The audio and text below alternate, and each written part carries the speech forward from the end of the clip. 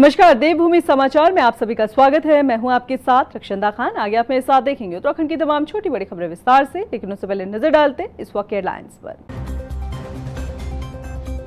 CM Dhami ने हरिद्वार में किया वात्सल्य गंगा आश्रय का लोकार्पण। साधु संतों ने मुख्यमंत्री को दिया आशीर्वाद। कहा, धर्म रक्षक धामी के नेतृत्व में विकास पथ पर अग्रसर है उत्तराखंड।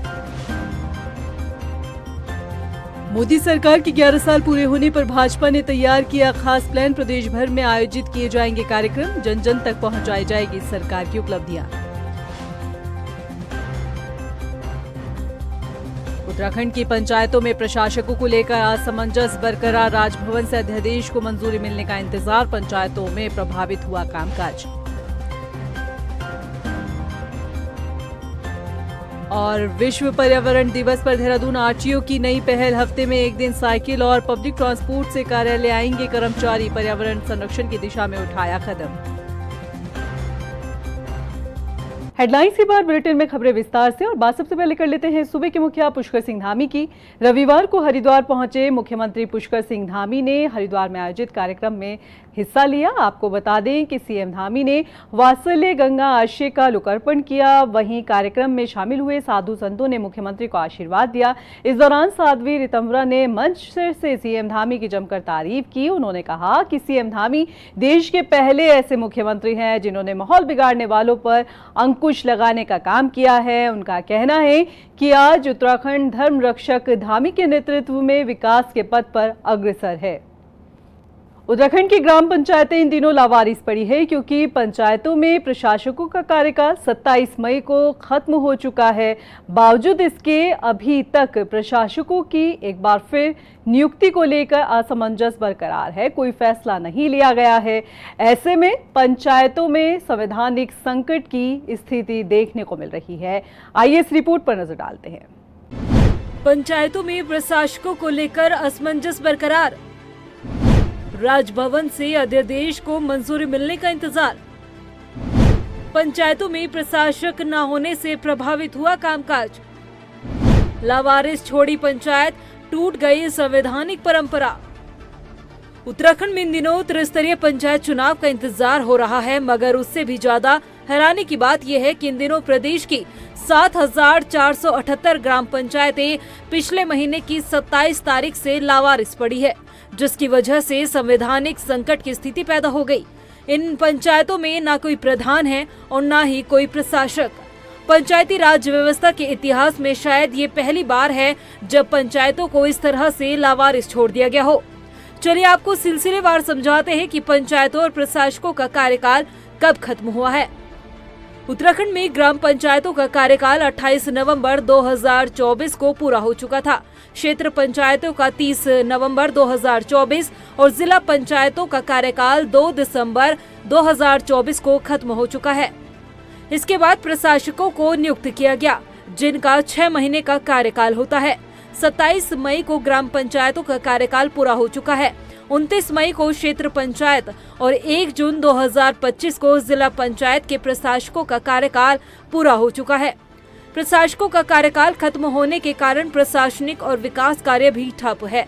उत्तराखंड सरकार ने पंचायती राज अधिनियम में संशोधन के लिए एक अध्यादेश तैयार किया है, जिसके तहत प्रशासकों का कार्यकाल 1 साल तक के लिए बढ़ाया जा सकता है। यह अध्यादेश 26 मई 2025 को राजभवन में भेजा गया था, लेकिन अभी तक मंजूरी नहीं मिली। ऐसे में कांग्रेस ने सरकार पर निशाना साधा है। कांग्रेस के प्रदेश उपाध्यक्ष सुरेंद्र अग्रवाल का कहना है कि भाजपा संवैधानिक व्यवस्थाओं को तार-तार कर रही है। पंचायती व्यवस्था को पूरी तरह से बीजेपी ने बर्बाद कर दिया है, लेकिन सरकार को इसकी कोई चिंता नहीं है। देखिए, पूरे प्रदेश में इस समय संवैधानिक मशीनरी है जो असफल हो गई है। ये बड़ी चिंता की बात है कि जिन पंचायतों का कार्यकाल 5 वर्ष के लिए होता है, उनके चुनाव कराने में भाजपा की सरकार असफल रही है। और ये भी है कि लोकतंत्र की जो पहला पायदान है वो तो पंचायत होती है, और पंचायतों के चुनाव ना कराना, बार बार उन चुनाव को टालना, ये संविधान की जो भावना है उसके बिल्कुल विपरीत है। वहीं बीजेपी जल्द ही पंचायत चुनाव कराने का आश्वासन दे रही है। बीजेपी के नेता मथुरा दत्त जोशी का कहना है कि सरकार पंचायत चुनाव को लेकर गंभीर है। देखिए, पंचायत चुनाव कराने के प्रति सरकार कटिबद्ध है और बहुत ही गंभीर है। इस दिशा में कार्रवाई भी चल रही है। ठीक है, पंचायतों के प्रशासकों का कार्यकाल खत्म हो रहा है, लेकिन सरकार कोई न कोई वैकल्पिक व्यवस्था उसमें करेगी। और सरकार ने कहा है कि हम जल्दी ही चुनाव कराएंगे। और एक बात बिल्कुल स्पष्ट करूंगा, भारतीय जनता पार्टी ने पंचायतों को हर हमेशा मजबूती प्रदान करने का काम किया। उत्तराखंड की ग्राम पंचायतों में प्रधान और प्रशासक नहीं होने से कामकाज काफी प्रभावित हो रहा है। इसके साथ ही एक संवैधानिक परंपरा भी टूटी है, जिसका सीधा असर व्यवस्था पर पड़ता है। अब देखना ये होगा कि आखिर प्रशासकों की नियुक्ति कब होगी और पंचायत चुनाव आखिर कब कराए जाएंगे। वहीं केंद्र की मोदी सरकार के 11 साल पूरे होने पर बीजेपी प्रदेश भर में बड़े कार्यक्रम आयोजित करेगी। आपको बता दें कि बीजेपी की प्रदेश प्रवक्ता मधु भट्ट ने बताया है कि पार्टी ने पीएम मोदी के 11 साल बेमिसाल के तहत कार्यक्रम प्लान किए हैं। उन्होंने बताया कि बीजेपी प्रदेश में जगह जगह केंद्र सरकार की उपलब्धियों को लेकर चर्चा करेगी, ताकि जनता केंद्र सरकार के कामों से रूबरू हो सके। माननीय प्रधानमंत्री जी के कुशल नेतृत्व में जिस प्रकार से ऐतिहासिक कार्य हुए हैं और वसुधैव कुटुंबकम की भावना से संपूर्ण विश्व एक सूत्र में बांधने का जो उन्होंने प्रयास किया है, माननीय प्रधानमंत्री जी के कार्यकाल के अनेकों ऐसे ऐतिहासिक कार्य हैं, उनकी उपलब्धियां हैं, उसको लेकर बिल्कुल हम जनता के बीच में अनेकों जो हमारी जो विकास की योजनाएं हैं उनको लेकर जनता के बीच में जाएंगे और अनेकों कार्यक्रम के माध्यम से जो एक सेवा सुशासन की जो भावना होती है, सबका साथ सबका विकास और सबका विश्वास के साथ लेकर हम पूरे भारतवर्ष में पूरे अनेकों जगह हम जो है संपूर्ण एक सूत्र में पिरोने का जो माननीय प्रधानमंत्री जी ने जो कार्य किया पूरे विश्व को लेकर, उसमें योजनाओं को लेकर हम कार्यक्रम करेंगे जनता के बीच में और सेवा के भाव से बहुत सारी जो हमारी योजनाएं हैं उनके विकास को लेकर अनेकों जो और आगामी योजनाएं बनने जा रही हैं उसको लेकर भी हम जनता के बीच में जाएंगे। रविवार को राजधानी देहरादून में संडे ऑन साइकिल कार्यक्रम का आयोजन हुआ, जिसमें कैबिनेट मंत्री रेखा आर्य ने शिरकत की। इस दौरान उन्होंने साइकिल रैली में हिस्सा ले रहे प्रतिभागियों के साथ साइकिल चलाई और रैली का नेतृत्व किया। इस मौके पर उन्होंने कहा कि सैन्य भूमि उत्तराखंड को खेल भूमि बनाने का उनका सपना तब पूरा होगा जब यहाँ हर घर से एक खिलाड़ी निकलेगा। मंत्री रेखा आर्य ने बताया कि प्रदेश में गाँव-गाँव और छोटे कस्बों में भी खेल मैदान और मिनी स्टेडियम बनाने का पीछे का मकसद यही है। विश्व प्रसिद्ध फूलों की घाटी 1 जून से पर्यटकों के लिए खोल दी गई है। आपको बता दें कि चमोली जिले के जोशीमठ में स्थित ये घाटी प्राकृतिक प्रेमियों और पर्यटकों के बीच काफी मशहूर है। यहाँ आपको दुर्लभ प्रजाति के एल्पाइन फूलों की सैकड़ों प्रजाति मिलेगी, साथ ही बेशकीमती जड़ी बूटी भी देखने को मिल जाएगी। पहले दिन 49 पर्यटकों ने वैली ऑफ फ्लावर्स के दीदार किया। अगर आप यहाँ आने का प्लान बना रहे हैं तो कुछ बातों का ध्यान देने की जरूरत है, जैसे कि आपको वैली में प्रवेश करने के लिए ऑनलाइन और ऑफलाइन परमिट चार्ज देना होगा। भारतीय पर्यटकों के लिए 200 रुपये प्रति पर्यटक और विदेशी पर्यटकों के लिए 800 रुपये प्रति पर्यटक की दर शुल्क तय किया गया है। वहीं विश्व पर्यावरण दिवस पर आरटीओ देहरादून नई पहल शुरू करने जा रहा है, जिसके तहत हर गुरुवार को देहरादून आरटीओ के सभी अधिकारी और कर्मचारी सार्वजनिक पब्लिक ट्रांसपोर्ट से कार्यालय आएंगे। इस पहल को लेकर आरटीओ संदीप सैनी का कहना है कि पब्लिक ट्रांसपोर्ट का रियलिटी चेक करने के साथ ही कार्यालय को एक दिन वाहन मुक्त रखा जाएगा और पर्यावरण को संरक्षित करने के लिए ये कदम खासा जरूरी है। उन्होंने बताया कि अधिकारी और कर्मी साइकिल से भी कार्यालय आ सकते हैं। ये हमने अभी प्लान किया है कि हमारे जितने भी कर्मचारी हैं, अधिकारी हैं, हफ्ते में एक दिन, अभी हम जून 5 वर्ल्ड एनवायरनमेंट डे है उससे स्टार्ट करेंगे, थर्सडे है, हर थर्सडे को कमिंग जो वीक आएगा पब्लिक ट्रांसपोर्ट का यूज़ करेंगे। हमारा पूरा ऑफिस, एक तो उससे ये होगा कि ऑफिस हमारा व्हीकल फ्री रहेगा, लगभग जितने भी कर्मचारी हैं उनका व्हीकल रोड पे नहीं रहेगा।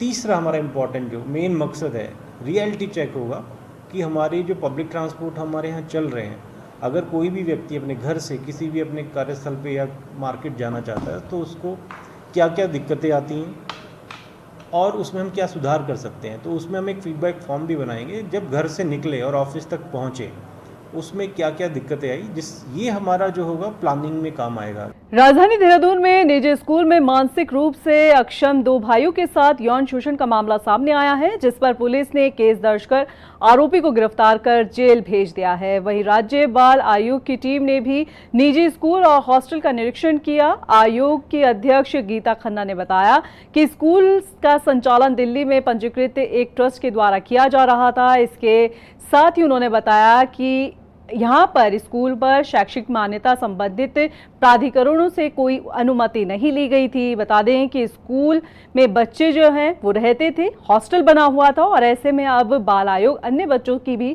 काउंसलिंग करेगा। लगे हुए थे वैसे तो वो डीवीआर हम देखेंगे कि और क्या क्या मामला बनता है। प्लस मैंने अपनी लॉयर को वो सारे कागज दिए हैं कि क्या ट्रस्ट के लॉज बाय लॉज, मैं पूरे नहीं देख पाई, वो स्टडी करेगी कि लॉज बाय लॉज के अकॉर्डिंगली वो छात्रावास कितनी जगह कैसे काम कर सकते हैं। उत्तराखंड डीपीओ को भी हमने, देहरादून डीपीओ को लिखा है कि क्या इस तरह के अनुपालन के लिए समाज कल्याण या उनकी तरफ से कोई सर्टिफिकेशन होना जरूरी था और नहीं था, तो आगे उसकी नीड पे वो मुझे रिपोर्ट देंगे। वादिनी निवासी पटेल नगर के द्वारा थाना पटेल नगर पर एक तहरीर दी गई, जिसमें उनके द्वारा कहा गया कि उनके 2 नाबालिग दिव्यांग बच्चे हैं जो कि बंजारावाला स्थित स्कूल में अध्ययनरत थे और वहाँ का जो केयर टेकर था उनके द्वारा उनके बच्चों का जो है लैंगिक उत्पीड़न किया गया और साथ ही साथ मारपीट भी की गई। इस तहरीर के आधार पर पटेल नगर पुलिस के द्वारा बीएनएस एवं पॉक्सो की संशोधन धाराओं के अंदर अपराध पंजीकृत किया गया। घटना की संवेदनशीलता के दृष्टिगत वरिष्ठ पुलिस अधीक्षक महोदय के द्वारा घटना के अनावरण के निर्देश दिए गए, जिसके क्रम में पुलिस के द्वारा कार्रवाई करते हुए मौका वारदात से डीवीआर एवं सीसीटीवी फुटेज को हासिल किया गया। साथ ही साथ जो चाइल्ड वेलफेयर कमेटी है उसको भी इन्वॉल्व किया गया। उनके द्वारा ट्रांसलेटर की मदद से बच्चों के बयान अंकित किए गए, वादिनी के बयान अंकित किए गए और साथ ही साथ दिव्यांग बच्चों का मेडिकल परीक्षण भी कराया गया।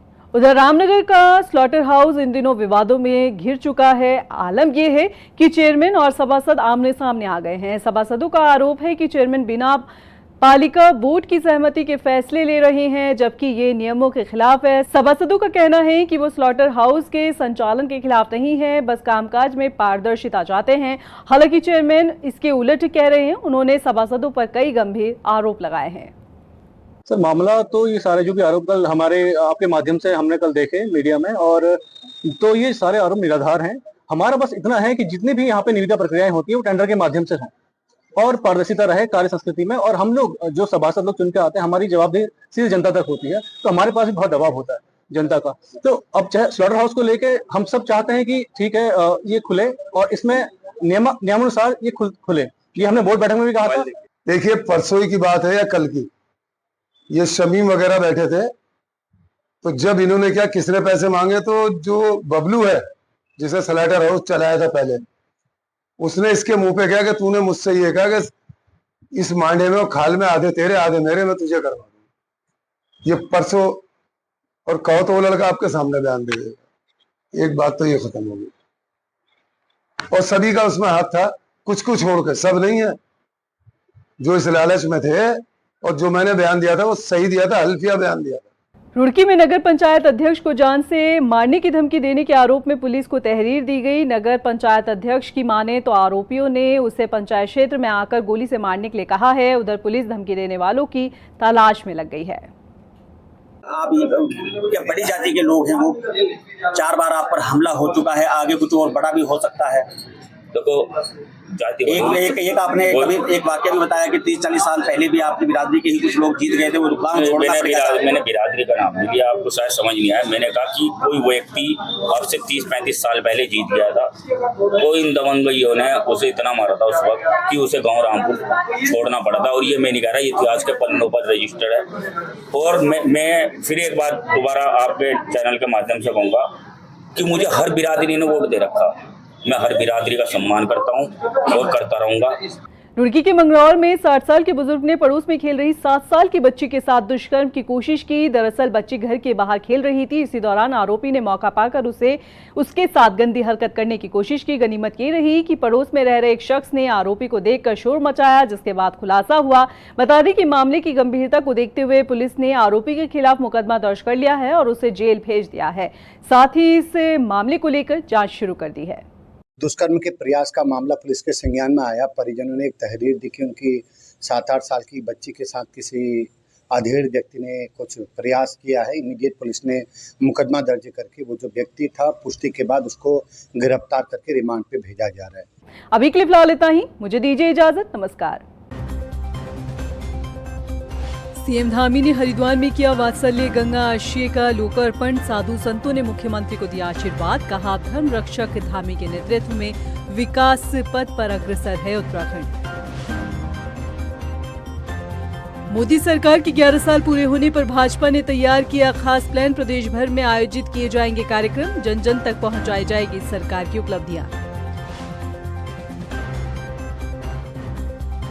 उत्तराखंड की पंचायतों में प्रशासकों को लेकर असमंजस बरकरार। राजभवन से अध्यादेश को मंजूरी मिलने का इंतजार। पंचायतों में प्रभावित हुआ कामकाज।